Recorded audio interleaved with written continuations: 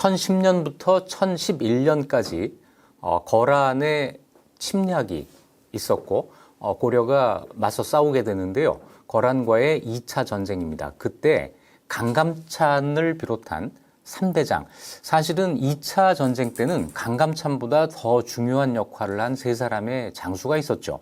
지채문, 하공진, 양규 세 사람입니다. 그 중에 오늘은 양규 편입니다. 양규에 대해서는 사실은 아는 게 거의 없습니다. 고려거란 전쟁이라는 드라마로 양규가 흔한 말로 떴죠. 영웅이 됐지만 사실은 우리가 양규에 대해서 사료에서 확인할 수 있는 내용은 굉장히 드뭅니다. 먼저 나이를 몰라요. 고려사 기록에 의하면 현종 2년 1011년 1월 28일 날 양규와 김숙흥이 거란과 싸우다 죽었다. 전사했다는 기록이 나옵니다. 그런데 이 기록 다음에 향년, 몇 년, 요게 나와야 되는데 그러니까 나이가 나오질 않는 거예요. 생년을 알 수가 없죠. 죽은 해, 사망한 해만 알고 생년은 모르는 상태입니다. 전에 하공진도 그랬었죠. 대체로 고려 초기 인물들이 출생연도를 확인하기 어려운 이런 경우가 참 많습니다. 고려사 열전에 입전이 돼 있는데요. 양규의 경우에는 본관도 모릅니다. 대체로 다른 사람들은 아무개 이름 써놓고 그 다음에 어디 사람 이게 꼭 나오거든요. 그게 고려시대에는 본관이라고 말씀을 드렸는데 양규는 어디 사람, 어디인이라고 하는 요 말이 없습니다. 고려사 양규열전은 그 말 없이 바로 목종을 섬겨서 형부낭중에까지 이르렀다. 이걸로 시작이 됩니다. 그러니까 어떻게 해서 관리가 됐는지 어떤 과정을 거쳐서 형부낭중이 되었는지 전혀 밝혀져 있지 않은 거예요. 목종을 섬겨서 형부낭중에 이르렀다 이 말 한마디가 시작인데 이걸 가지고 생각해 볼 수 있는 것은 목종 때 정치가 복잡했잖아요. 목종이 유행관이라는 이런 사람들이 이제 폐행이라고 합니다. 개인적으로 왕이 이렇게 총애하는 사람, 이런 사람들이 또 왕의 총애를 믿고 권력을 농단하는 이런 일이 벌어지게 되는데 이런 사람들을 이렇게 폐행이라고 부릅니다. 이 폐행이 국정을 농단하고 있고 또 천추태후는 김치향하고 손을 잡고 권력을 잡으려고 하고 있고 그 사이에서 아들이 태어나고 이 아들을 또 그 다음 왕에 올리려고 하고 있고 자 이런 복잡한 와중에서 형부낭중에까지 올랐다고 하는 거는 글쎄요 어느 편에 들지 않고 조심조심 하면서 사실은 눈치를 살피면서 그 자리까지 올랐다. 뭐 이렇게 볼 수 있는 거겠죠. 뭐 젊은 시절에 그랬던 거 가지고 이 뭐 일생을 평가할 때 여기저기 눈치를 본 사람이야 이렇게까지는 하기 어려우니까 뭐 형부낭중에 올랐다. 요 정도 하고 넘어가죠. 양규의 양씨는 요 양씨입니다. 버들양자가 되는데 양씨는 크게 두 개 성이 있죠. 저 양씨, 이 양씨가 있는데 요 두 번째 양씨입니다. 이 양씨의 본관은 지금 4개 정도가 있어요. 가장 많은 것이 청주 양씨, 남원 양씨가 많고 안악 양씨가 있습니다. 안악은 황해도의 안악이죠. 그 다음에 평안도의 중화에도 이 양씨가 있습니다. 그래서 현재 이 양씨는 청주, 남원, 안악, 중화 4개 본관이 있는데 세종실록 지리지를 찾아가 보면 이 4개 본관 말고도 경상도, 경주에 속한 기계현에 이 양씨가 있고 강원도, 철원에 속한 김화에 이 양씨가 있고 강원도 춘천의 속현인 사탄이라고 하는 곳에도 이 양씨가 있어서 3개 본관이 더 확인이 됩니다. 물론 세종실록 지리지를 더 꼼꼼하게 찾아보면 더 나올 수도 있습니다. 따라서 이 양씨라고 하는 것만 가지고 본관을 알기도 어렵습니다. 자, 이 정도가 지금 조사할 수 있는 전부일 것 같은데요. 한 가지 다른 이유 때문에 저는 이 여러 양씨 가운데 아마 안악이 아닐까 하는 추정을 아주 조심스럽게 해보는데, 그 이유는 부인 때문이에요. 양규는 부인의 성씨가 확인이 됩니다. 홍씨예요. 그리고 부인이 가지고 있던 관직이 있습니다. 이 관리에 부인에게 주는 관직을 외명부라고 하는데요. 예를 들어서 조선시대의 정경부인, 정부인 이런 것들이 외명부예요. 고려시대에도 이 외명부가 있는데 양규의 처 홍씨의 외명부가 은율군군이라고 되어 있습니다. 자, 요거는 뒤에 다시 설명을 드리겠지만 일단 은율이라고 하는 지명이 이 홍씨의 본관지가 됩니다. 은율이 어디냐면 황해도 은율현이거든요. 세종실록 지리지에서 이 은율현을 찾아가서 성씨를 확인해 보면 홍씨, 오씨, 방씨 이 세 개의 성씨가 나옵니다. 은율, 홍씨죠. 양규와 그 홍씨가 가까운 지역에서 살았기 때문에 서로 결혼할 수 있지 않았을까? 이렇게 생각을 해본다면 부인이 은율 사람이니까 양규는 안악 사람일 가능성이 가장 크다. 물론 아닐 수도 있습니다만 요 정도 추정은 가능하지 않을까 합니다. 자, 본관 모르겠다 이거 사조, 증조부, 조부, 아버지, 외조, 사조는 다 몰라요. 그러니까 이 가문에서 가장 먼저 유명해진 사람, 가장 먼저 사서의 이름을 올린 사람이 양규인 셈이죠. 관리가 되는 방법 이것도 역시 모릅니다. 그런데 형부낭중이 되었다고 한 걸 보면 문신이거든요.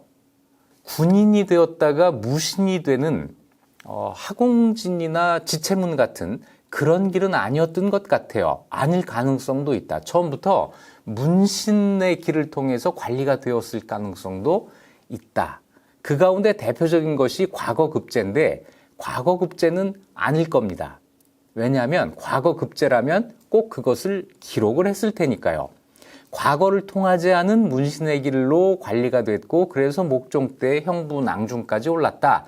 아마 이렇게 정리하는 것이 가장 합리적이지 않을까 합니다. 결국은 다 모르겠다라는 거죠. 양규에 대해서는 이렇게 밝혀진 것이 거의 없습니다. 밝혀진 것이 없으면 모르는 대로 넘어가야 되는 거겠죠. 자, 요 정도에서 넘어가겠습니다. 양규 열전은 양규 개인에 대한 정보보다는 양규가 전쟁에 임해서 어떤 활동을 했는지 하는 역사적인 사실을 설명하는데 훨씬 더 많은 분량을 할애하고 있습니다. 자, 어떻게 되냐면요. 현종 원년 1010년에 거란주는 거란의 황제죠. 거란주가 친히 군사를 거느리고 와서 강조를 토벌한다고 하며 흥화진을 포위했다. 자, 이게 거란의 2차 침략이죠. 이때 양규가 도순검사가 되어서 이 관직을 가지고 흥화진사 호부낭중 정성, 흥화진 부사 장작주부 이수화, 판관 느미령 장호와 함께 성문을 닫고 굳게 지켰다. 자, 이렇게 양규열전이 시작이 됩니다. 아, 여기에 양규는 도순검사 이렇게 되어 있는데 다른 사람들은 흥화진사 하면서 호부낭중, 또 흥화진 부사 하면서 장작주부, 흥화진 판관 그러면서 느미령 이런 관직 이름을 꼭 써놨잖아요. 이건 무슨 얘기냐면 서울에서 가지고 있었던 관직, 이걸 경관직이라고 하는데 이 관직을 가진 채로 지방에 파견이 됐다는 의미입니다. 그러니까 이 사람들이 전쟁이 없었다면 일정 기간 동안 여기에서 근무하다가 서울로 올라갈 사람들인데 전쟁을 당하는 바람에 서울에서 가지고 있었던 경관직보다 흥화진사, 흥화진부사, 흥화진판관이라고 하는 흥화진에서의 관직으로 더 큰 역할을 하게 되는 거죠. 자, 그런데 이게 전부입니다. 양규열전에는 흥화진에서 고려군과 거란군이 싸웠다는 전투 기록이 나오지 않아요. 자, 요거 좀 뜻밖의 사실인데요. 좀 더 확인해 보기 위해서 양규열전 말고 고려사 세가를 찾아보니까 이렇게 돼 있습니다.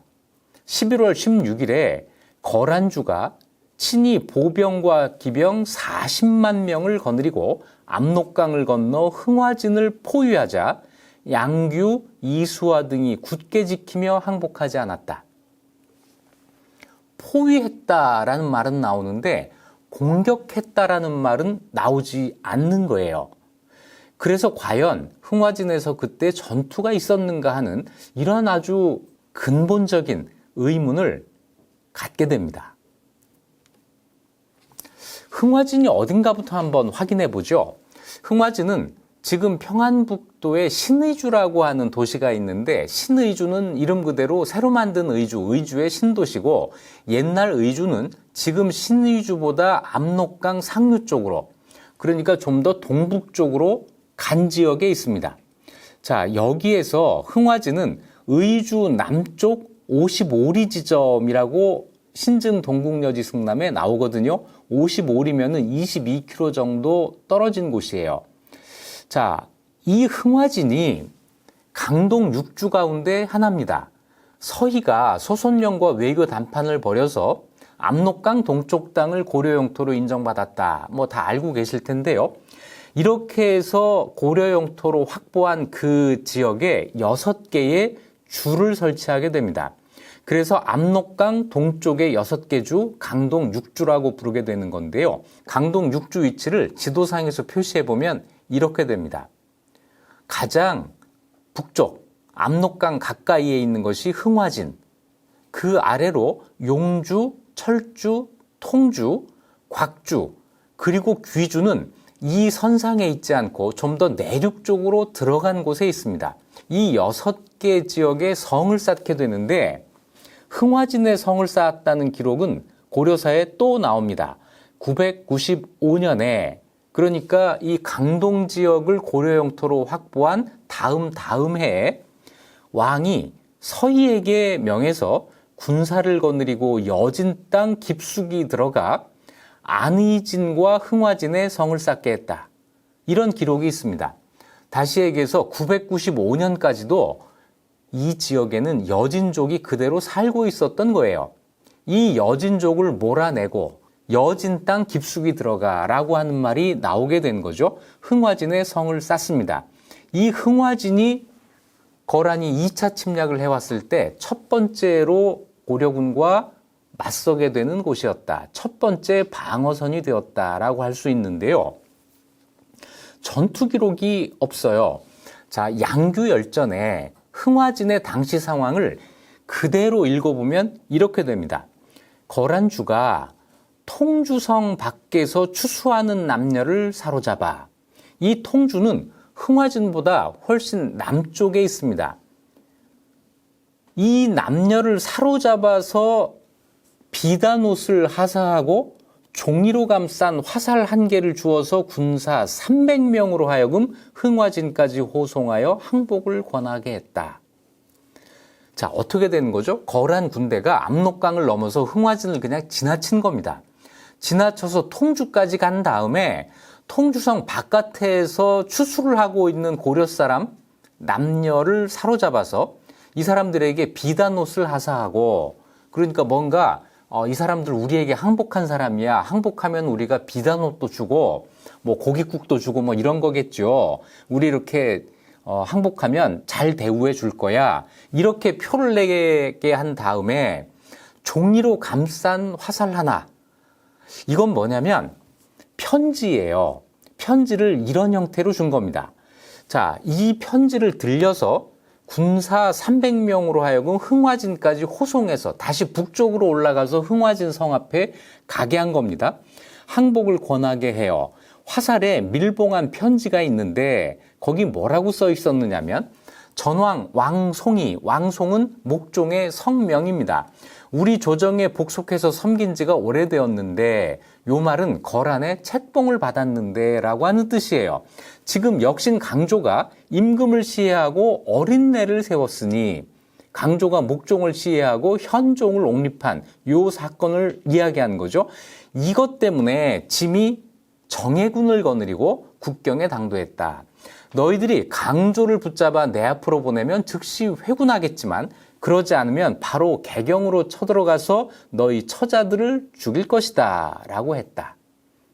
자, 자기들이 왜 고려를 공격했는지, 고려가 어떻게 하면 되는지 하는 자기들의 희망사항을 적어서 고려 측에 전달을 해온 거죠. 자, 그래 놓고 또 칙서라고 하는 건 황제의 문서예요. 이걸 화살에 묶어서 성문에 꽂아요. 이거 옛날 그 사극에 많이 나오는 거 아닙니까? 전쟁 중에 화살이 날라와서 이제 그 기둥에 딱 박히는데 거기에 편지가 묶여 있더라 뭐 이런 거요. 그 장면이 여기에서 연출이 된 거예요.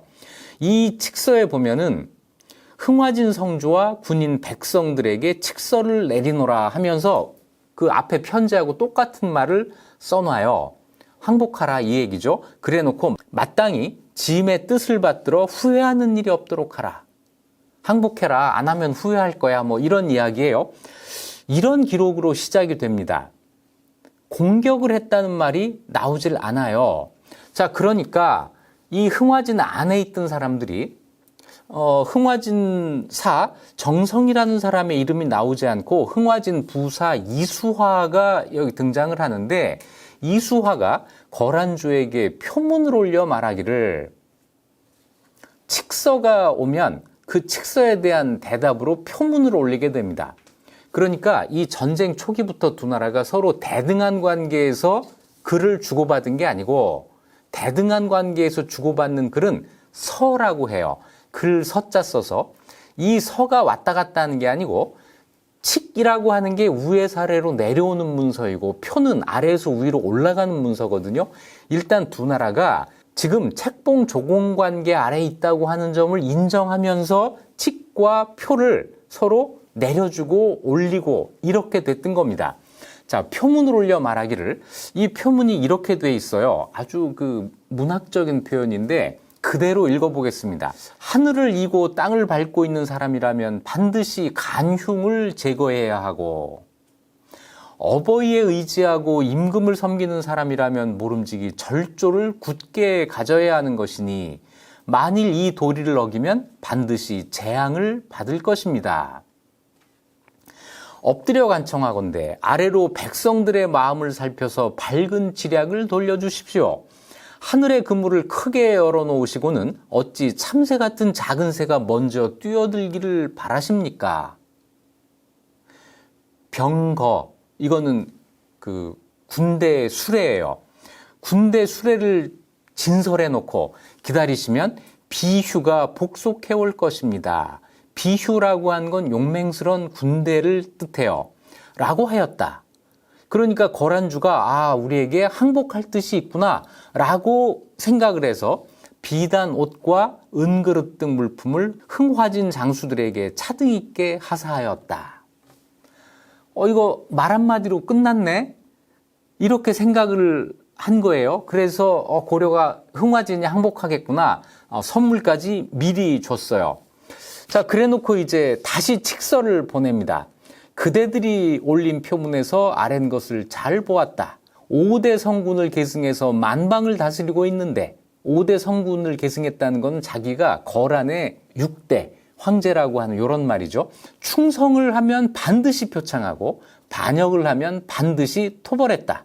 강조는 전왕을 시해했고 어린 왕을 끼고서 간악하게 권세를 휘두르고 있다. 그래서 친히 토벌해서 특별히 형벌을 바로잡고자 모든 군사를 거느리고 국경 가까이 왔다. 최근에 짐이 명령을 내렸는데 불러서 회유하려는 마음을 보인 것이다. 너희가 올린 글을 살펴보니 귀순하겠다는 성의는 도무지 볼 수가 없고 피력한 내용이 성실한 마음에서 우러나온 것이 아니며 문장도 겉으로만 공경을 보일 따름이다.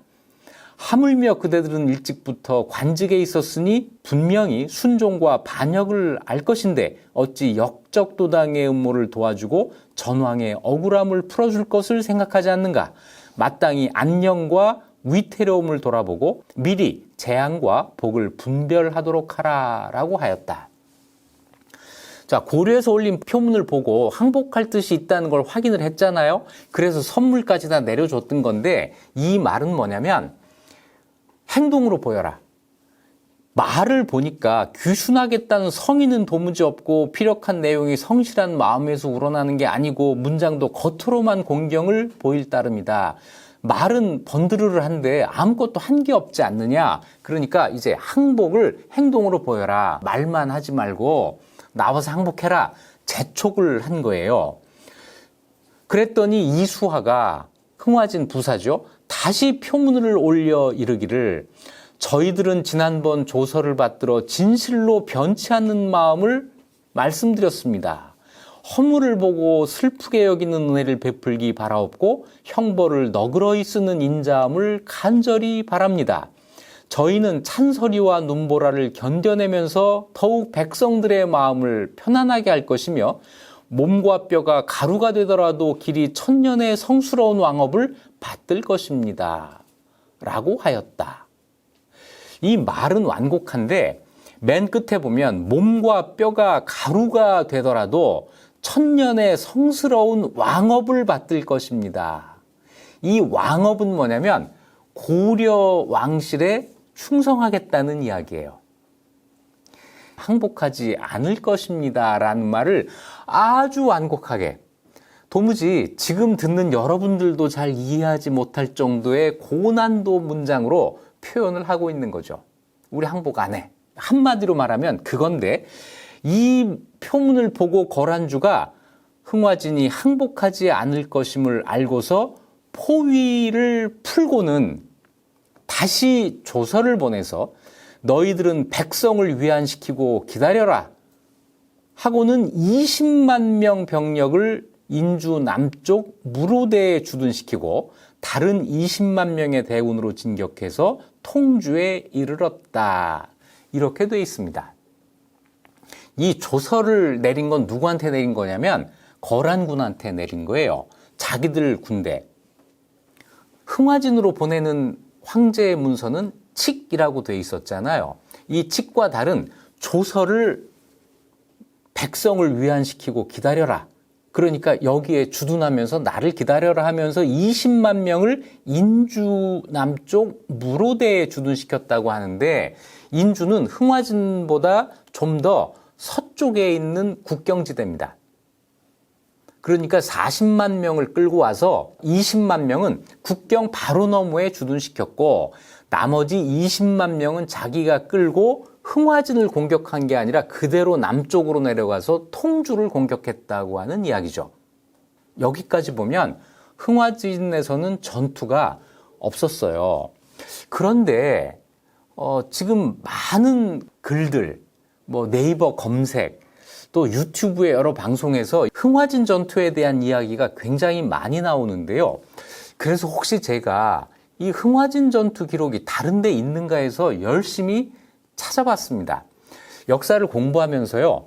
뭐가 있는 사실을 확인하는 것보다 뭐가 없는 사실을 확인하는 게 훨씬 더 어렵습니다. 일단 고려사와 고려사 저료에는 흥화진 전투에 대한 기록이 없어요. 흥화진 전투가 유명해지는 것은 이때가 아니고 1018년에 거란의 3차 침략 때 그때 흥화진에서 큰 전투가 있었습니다. 그것 때문에 흥화진 전투라고 하는 말이 아주 우리 귀에 익숙한 건데요. 적어도 2차 침략 때는 흥화진에서 전투가 없었고 거란이 흥화진 성을 포위한 상태에서 이렇게 항복을 요구하는 문서, 그걸 거부하는 문서가 양측에서 오갔고 흥화진이 항복할 뜻이 없다고 한 걸 확인한 거란 황제가 그대로 남쪽으로 내려갔다. 이것이 지금까지 기록으로 확인할 수 있는 역사적인 사실입니다. 아직도 불안한 점이 있어요. 뭔가 있는 걸 확인해서 이야기하는 것은 안심이 되는데 뭐가 없다고 이야기하는 것은 늘 불안하거든요. 자, 이 방송을 보신 분 가운데 1010년에 흥화진에서 전투가 있었다고 하는 기록을 혹시 알고 계신 분은 알려주시기 바랍니다. 그러면 이 방송 내용을 수정하도록 하겠습니다. 자, 왜 통주로 내려갔느냐면 그 당시 고려 군대가 통주로 집결을 했기 때문에 그렇습니다. 강조가 고려군 30만 명을 이끌고 통주로 올라왔거든요. 거란에서도 그 사실을 알았겠죠. 그래서 흥화진에서 시간을 빼앗기기보다는 바로 내려가서 통주에서 고려의 본진과 싸우는 것이 낫다는 판단을 아마 했을 겁니다. 이래서 통주에서는 실제 전투가 벌어지게 돼요. 통주는 역시 강동 6주 가운데 하나고 지금 평안북도 선천군 지역입니다. 그런데 이 전투에서 고려군이 크게 패배하죠. 1010년 11월 24일 날 강조가 거란과 통주에서 싸웠는데 패배해서 군대가 무너졌고 강조는 사로잡혔다라는 기록이 있습니다. 고려사 기록에 따르면 이때 죽음을 당한 고려군이 3만여 명이라고 돼 있어요. 강조가 이끌고 온 군대가 30만 명이고 통주 전투에서 죽음을 당한 사람이 3만 명이 넘는다. 물론 강조의 30만 명, 거란 성종의 40만 명, 이때 죽었다는 3만여 명, 이런 숫자를 그대로 믿어야 할지는 아직도 의문입니다. 이 숫자를 그대로 믿기 어려운 것이 통주라고 하는 한 지역에서 고려군 30만 명과 거란군 20만 명이 한 번에 모여서 싸웠다? 이게 좀 상상하기가 어렵거든요. 그래서 우리 기록상의 이 숫자, 특히 군대의 수를 말할 경우에는 서로가 과장했을 가능성이 얼마든지 있다고 하는 것을 좀 감안해서 이해를 하시면 좋겠습니다. 거란 황제가 통주에서 승리한 다음에 흥화진에 다시 글을 보냅니다. 이때는 강조의 편지를 위조해서 흥화진에 항복하라라고 설득하는 이런 글을 보낸 거예요. 양규가 보기에는 이것이 강조의 명령이구나, 이제 항복하라는 명령이 떨어졌구나 해서 항복했을 법도 한데 양규가 말하기를 나는 왕명을 받고 왔지 강조의 명령을 받고 온 것이 아니다 라고 하면서 항복을 하지 않습니다. 자, 그래서 이때까지 흥화진 성이 그대로 유지가 된 거죠. 그 다음에 통주에서는 이런 일이 있었습니다. 거란이 노전이라는 사람, 이 노전은 누구냐면 행영도통사가 강조였을 때 그 행영도통사 영의 판관으로 있던 사람이고 이 사람은 통주 전투에서 항복을 해요. 항복을 한 다음에 거란의 앞잡이가 됩니다. 이 노전이라는 사람과 거란의 한문사, 거란 관리죠. 마수로 하여금 경문을 가지고 통주에 이르러 항복할 것을 권했다. 통주에서 고려군이 졌는데요. 왜 다시 통주에 와서 항복을 권하죠? 이것은 강조가 패배한 그 지역이 통주성 안이 아니라 통주성 바깥이었기 때문에 그렇습니다. 통주성 바깥에 세 강이 만나는 곳, 그래서 삼수체라고 불리는 이 지역에서 강조가 패배했고 통주성은 아직 보존되고 있었던 거예요. 이 통주성에 사람을 보내서 항복할 것을 권하자 성안 사람들이 모두 두려워했다. 강장군이 패배했다는데, 사로잡혔다는데 우리는 어떻게 해야 되지? 당연히 두려웠겠죠. 그때 중랑장 최질과 홍숙이 소매를 걷고 일어나서 항복하라고 권유하러 온 노전과 마수를 사로잡아요. 그리고 방어사 이원구, 부사 최탁, 대장군 최운겸, 판관 시거운과 함께 성문을 닫고 굳게 지키자 많은 사람들의 마음이 곧 하나가 되었다. 통주 전투에서는 패배했지만 통주성은 함락되지 않은 겁니다. 역시 소매를 걷고 일어난 그 보람이 있죠. 그러니까 거란군이 통주를 공격하지 않고 남쪽으로 더 내려와서 곽주를 공격합니다. 곽주도 역시 강동 6주 가운데 하나고요. 대체로 통주에서부터 13리 정도, 그러니까 5.2km 떨어진 그렇게 멀지 않은 곳에 있는 성이었어요.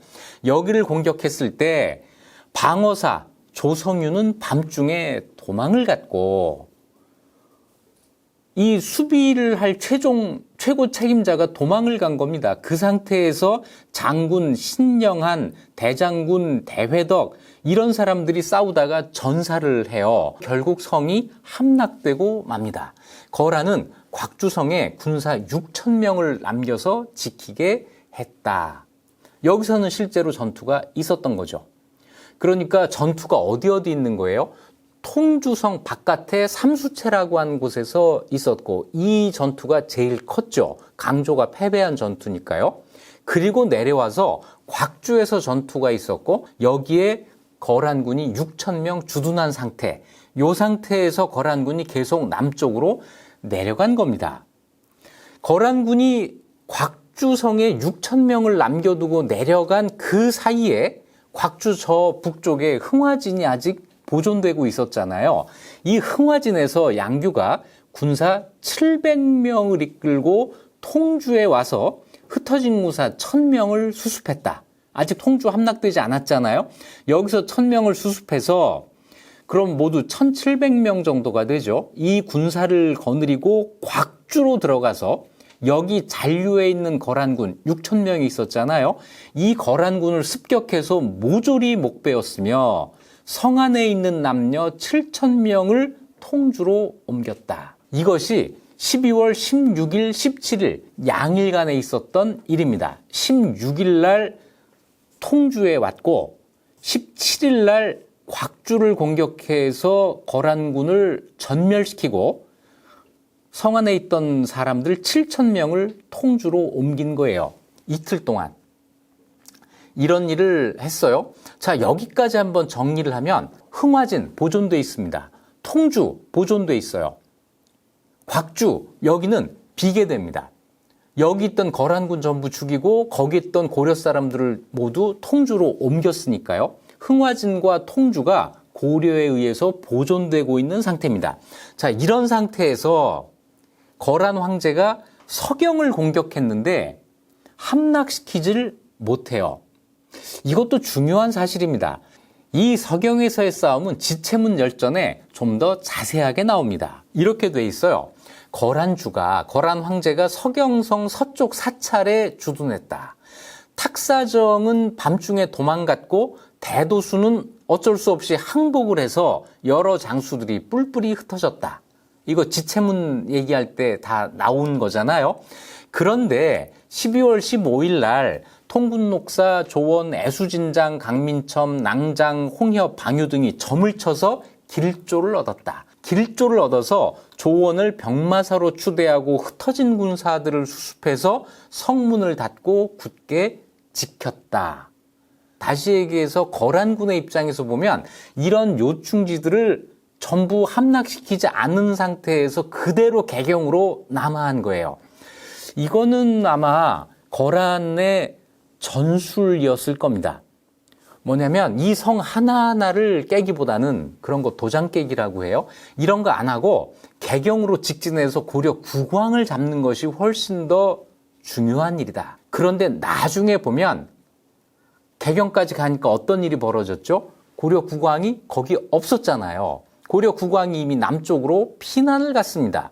고려 국왕을 잡을 시간과 북쪽에 남기고 온 흥화진이나 통주나 서경이나 이런 데에서 거란군의 후미를 공격할 시간과 이걸 계산을 해야 됐겠죠. 아니 그러면 왜 이 성을 하나하나 다 점령하지 않고 이렇게 했을까?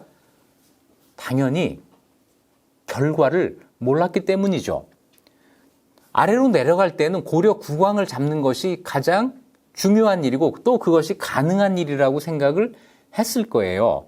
그랬기 때문에 고려 국왕이 개경에서 싸우지 않고 남쪽으로 피난 간 것이 이 전쟁에서는 가장 잘한 일이다.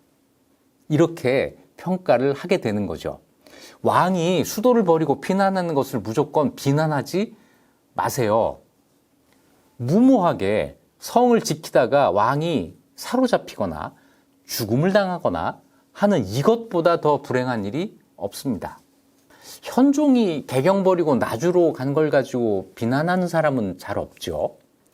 똑같은 논리로 임진왜란 때 선조가 서울을 버리고 한양을 버리고 의주로 간 것, 이것도 그렇게까지 비난할 일은 아니라는 거죠. TMI였습니다. 자, 이듬해에는 거란주가 개경으로 들어가 궁궐을 불사르고 물러났다. 이제 1011년이 된 거죠.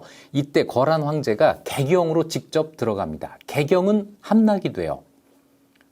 국왕은 남쪽으로 피난 갔고 개경은 비어 있었겠죠. 이래서 궁궐을 불살렀는데 물러갔다라고 되어 있는데 이 물러간 것은 고려와 협상이 진행되고 합의가 이루어지면서 1월 11일부터 물러가게 된 거예요. 물러가는 거란군을 고려군이 공격을 했습니다. 귀주별장 김숙흥이 중랑장 보량과 함께 거란군을 습격해서 만여급을 베었다. 이렇게 되어 있는데 이 귀주별장 김숙흥이 거란군 만여급을 베었다고 하는 이 장소가 지금 나와 있질 않아요. 어디서 그랬을까? 이 김숙흥도 아마 여러분이 처음 알게 된 명장인데요. 김숙흥에 대한 기록은 더 없습니다. 열전에 입전되어 있지도 않아서 정말 아무것도 알 수가 없어요. 이때 만여급이나 배웠다면은 정말 대승리인데 장소가 어딘지를 우리가 알 수가 없습니다. 안타깝지만 이건 모르는 상태로 남겨둘 수밖에 없을 것 같아요. 자, 그리고 1월 18일 날 양규가 거란군을 무로대에서 갑자기 습격해서 2천여 급을 베고 포로가 되었던 남녀 3천여 명을 되찾았다. 이 무로대는 어딘지 밝혀져 있죠. 인주 남쪽. 그러니까 거란 성종이 20만 명을 남겨놓고 간 거기입니다. 여기를 갑자기 양규가 공격을 했다는 거예요. 그런데 과연 거란 성종이 처음에 남겨둔 대로 20만 명의 거란군이 거기에 있었는지는 의문이에요. 만일 거기에 있었다면 양규가 몇 명쯤 되죠, 군대가? 1700명에서 아무리 이게 더해져도 10,000명을 넘기기가 어려웠을 텐데 그 군사력을 가지고 무로대의 20만 명과 싸워서 2천여 급을 베고 고려 사람 3천여 명을 되찾고 이게 불가능했을 것 같거든요. 그래서 저는 처음에 40만 명도 믿기 어렵고 절반인 20만 명을 인주 무로대에 남겨두었다는 것도 믿기가 어렵습니다. 그 20만 명이 하루에 먹는 식량이 얼마나 됐겠어요? 그 20만 명을 먹이기 위한 그 보급부대 이런 거 있었을까요? 전 그래서 이게 허수인 것 같은데요. 물론 아주 없지는 않았지만 20만 명은 아마 아니었을 것이다. 이런 생각을 해요. 자, 중요한 것은 양규의 승리입니다. 1월 18일 날 무로대에서 승리를 했고 1월 19일에는 이수에서 전투를 벌여서 성령까지 추격해서 2,500여 급을 베고 포로가 되었던 1,000여 명을 되찾았다. 이런 기록이 있는데 이 이수, 성령, 여기가 어딘지는 지금 알 수가 없습니다. 지금보다 옛날 지명이 좀 더 많이 남아있었을 조선 후기에도 여기가 어딘지 몰랐던 것 같아요. 안정복이 쓴 동사강목이라는 책이 있는데요. 이 책을 보면 조선 후기 지명을 가지고 고려사에 나오는 지명이 지금 어디다라고 고증해 놓은 것이 많거든요. 그래서 도움이 되는데 동사강목을 봐도 이수와 성령에 대해서는 미상이라고만 해놨습니다. 어딘지 모른다 이렇게 돼 있어요. 자, 모르는 채로 또 넘어가죠. 1월 19일 날 이수 성령에서 승리를 거두고 3일 뒤, 그러니까 1월 22일에는 여리참이라는 데서 싸워서 거란군 1,000여 급을 베고 포로가 되었던 고려인 1,000여 명을 되찾았다. 이날 3번 싸워 모두 이겼다라는 기록이 있습니다. 1월 18일, 19일, 22일 사흘 동안 전투가 있었던 건데요. 하루에 몇 번씩 싸운 거예요. 그러니까 전투 횟수는 이거보다 더 많아질 수가 있는 거죠. 여기 여리참이라고 하는 것도 동사강목에 미상이라고 되어 있습니다. 그리고 운명의 날이 옵니다. 1월 28일인데요. 이날 양규가 거란군 선봉을 애전에서 맞아 싸워서 천여급을 배웠다. 그런데 얼마 뒤에 거란 황제가 이끄는 대군, 그러니까 거란의 본진이에요. 이 본진이 갑자기 진군해 오자 양규가 김숙흥과 함께 종일토록 싸웠지만 병사들이 다 죽고 화살도 다 떨어져 모두 진중에서 전사하였다. 양규와 김숙흥의 전사입니다. 이 짧은 문장으로도 그 장렬함이 느껴지죠. 병사들이 다 죽고 화살도 다 떨어져서, 가지고 있는 화살이 다 떨어져서 이제 더 싸울 무기가 없는 상태에서 전사했다는 거예요. 전쟁이 끝날 무렵에 전사했다. 그래서 어떤 분들은 이 양규의 죽음을 꼭 임진왜란 때 노량해전의 이순신 장군의 죽음과 같다, 이렇게 이야기도 하던데 뭐 비슷한 점이 물론 있습니다. 하지만 제발 양규와 이순신 누가 더 위대해? 이런 이야기는 하지 않았으면 좋겠습니다. 두 분 다 위대해요. 자, 여기서 중요한 것, 애전. 여기가 어딜까? 이 애전이 양규와 김숙흥의 전사지가 되거든요. 당연히 여기에 이제 그 기념비를 세워야 할 곳인데 유감스럽게도 애전이 어딘지 지금 밝혀져 있지 않습니다. 이게 쑥애자거든요. 쑥밭, 쑥대밭, 뭐 이런 느낌의 그 지명인데 대체로 양규가 싸웠던 곳이 압록강 바로 아래쪽 인주, 또 통주 요 일대이기 때문에 지금 평안북도의 북쪽 압록강 가까이가 아닐까 생각이 됩니다. 제가 이 애전의 그 위치를 찾아보려고 여러 자료를 조사해 봤는데요. 먼저 신증 동국여지 승남이라고 하는 책에는 애전은 안 나오고 애전현이라고 하는 고개 이름으로 나와요. 어디 나오느냐면 함경도 영흥도부 쪽에 나오는데 영흥은 지금 함경도의 금야라고 하는 곳입니다. 그리고 평안도의 맹산이라고 하는 곳의 경계였다. 그러니까 지도상에서 평안도와 함경도의 경계 지점에 있는 고개였다, 이렇게 나와요. 만기요람이라고 하는 책도 있습니다. 여기 보면 함경도 영흥에 있는 애전령이라고 하는 게 있어요. 이 고개 령자니까 애전현과 같은 뜻이죠. 이것도 보면 영흥과 맹산의 경계에 있는 고개라고 나옵니다. 그래서 이 두 책은 모두 평안도와 함경도 경계라고 보고 있는데 양규가 전사한 애산을 여기로 보게 되면 평소에 활동했던 이 지역과 거리가 너무 멉니다. 이러려면 정말 동해 번쩍 서해 번쩍 해야 돼요. 그래서 이름은 같지만 다른 곳이 아닐까 하고 평안북도 압록강 아래 이 주변에서 애산이라고 하는 지명을 아마 찾아봐야 되지 않을까 합니다. 그 지역을 가서 실제로 답사를 하면서 이 전투 장면을 떠올려 봐야 애산이 어딘지 알 수 있을 것 같습니다. 이렇게 확인을 하면 추정할 수 있는 그곳에 반드시 비석을 세워서 여기서 양규와 김숙흥 장군이 전사했다라고 하는 표시를 꼭 해놓고 싶습니다. 양규가 전사했다는 기록 뒤로 고려사 양규열전은 이렇게 이어집니다. 양규는 고군을 데리고, 고군, 외로운 군대.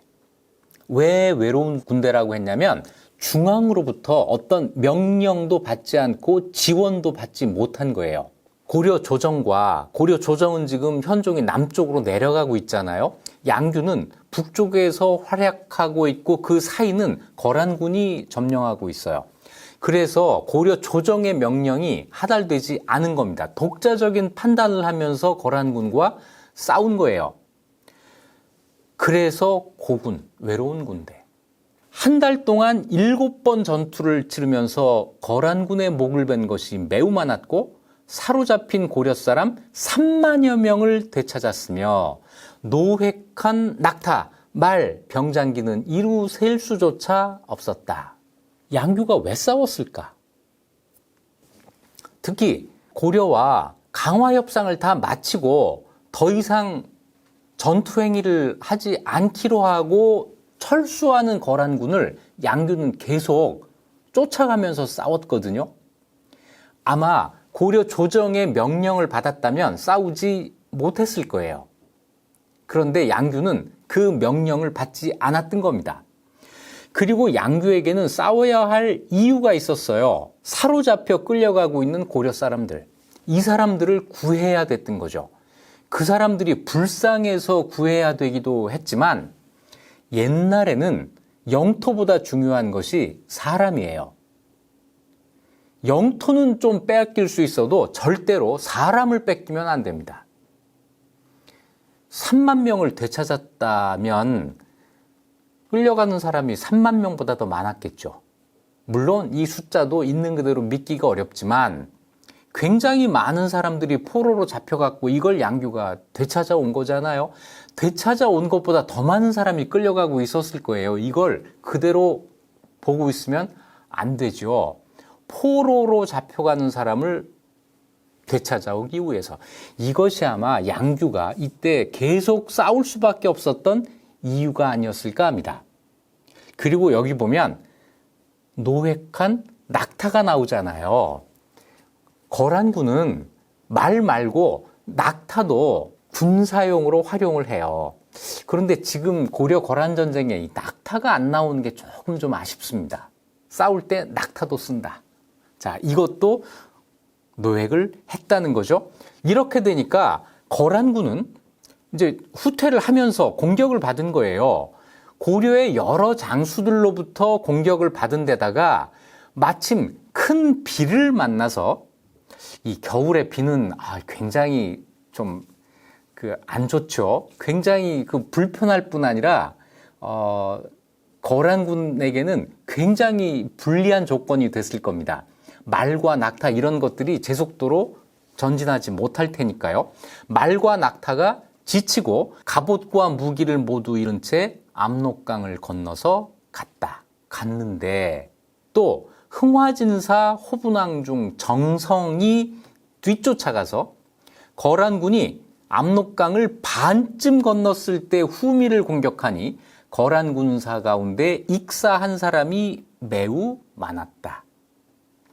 정말 끝까지 쫓아가서 싸운 겁니다. 하지만 양규는 그 전에 이미 전사를 했어요. 전사한 양규에게 이제는 그 공로를 기억하고 포상하는 이 일밖에 남아있지를 않았겠죠. 전쟁이 끝나고 1011년 4월에 전공으로 공부상서를 추증하고, 공부상서는 정삼품 관직입니다. 양규가 그 전에 정오품 관직이었으니까 한 번에 4등급으로 올린 겁니다. 그리고 양규의 처 은율군군 홍씨에게는 곡식을 지급했으며 아들 양대추는 교서랑으로 임명했다. 아들에게도 관직을 준 겁니다. 교서랑은 문신 정국품 관직이에요. 여기에 처 부인이 나오죠. 홍씨가 나오는데 은율군군이라고 되어 있습니다. 은율이 본관인 군군인데 이 군군은 뭐냐면 정사품 외명부예요. 남편이 정사품인 사람에게 주는 여성 관직 이거죠. 자, 이 포상을 하면서 왕이 손수 교서를 지어서 신하에게 시키지 않고 왕이 직접 그 교서를 지은 겁니다. 홍씨에게 하사하며 말하기를 그대의 남편은 장수로서 지략을 갖추었고 다스리는 치도도 알고 있었다. 항상 송죽과 같은 절개를 지키다 끝까지 나라에 충성을 다했으며 그 충정은 비길 데 없이 밤낮으로 헌신했다. 이렇게 말하고 이제 그 공을 쭉 나열을 해요. 그런 다음에 여러 차례 승리했으나 불행히도 전사했도다. 뛰어난 공을 항상 기억하며 이미 훈작과 관직을 올렸으나 다시 전공에 보답할 생각이 간절함으로 더욱 넉넉히 베풀고자 한다. 해마다 그대에게 벼, 백섬씩을 하사하되 평생토록 할 것이다. 먹고 살 걱정은 하지 말아라. 이거죠. 죽은 사람에게 관직을 올려주는 것은 흔히 있는 일인데요. 그 부인에게 이렇게 특별히 왕이 교서를 지어주고 그 죽은 남편을 칭찬하고 평생 먹을 것을 내가 책임질 거야 라고 이야기하는, 이건 굉장히 드문 일이죠. 양규가 얼마나 큰 공을 세웠나. 또 한 가지, 현종이 그 양규의 공을 얼마나 크게 인정했나. 이 두 가지를 동시에 알 수 있는 대목입니다.